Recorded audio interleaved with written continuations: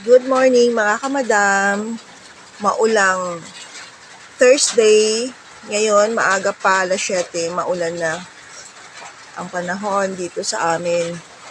Pero gusto ko i-share sa inyo yung experience ko na about sa peking pera. May nag-cash out sa akin noong Sunday, tapos noong Wednesday kahapon bumalik at napansin daw niya yung pera niya ay pike na galing sa akin.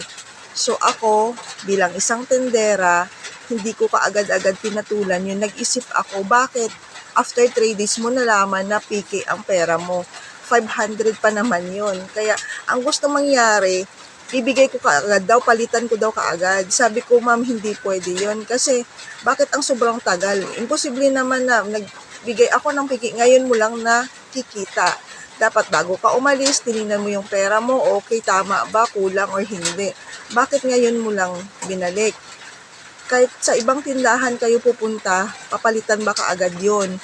Galit na siya. Kaya ang ginawa ko, para matapos na yung ingay niya, ang ginawa ko, kinuha ko yung pera niya, binili ko sa ibang tindahan at natanggap naman siya. Nung binili ko yung pera niya, natanggap naman. Kaya ang ginawa ko ngayon, naglagay na ako ng pastil dito. Ayan.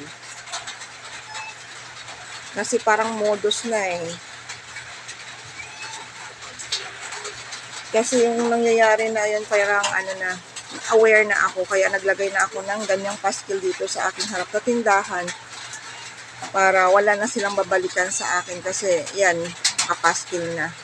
Kasi nakakainis yung ganun eh. Okay lang sana kung the day. Kaso after 3 days, binalikan ka at sabing piki. Kahit sino naman siguro, di ba? Maniniwala ba doon? Ngayon mo lang napansin. Kaso ayaw ko na maingay, kaya ginawaan ko na lang ng paraan. Kaya lesson learned sa atin, kaya yun, na kailangan, at naisip ko rin, kailangan ko na siguro talaga bumili ng money detector kasi malaking pera, 500. Paano na kung mangyayari ulit sa susunod?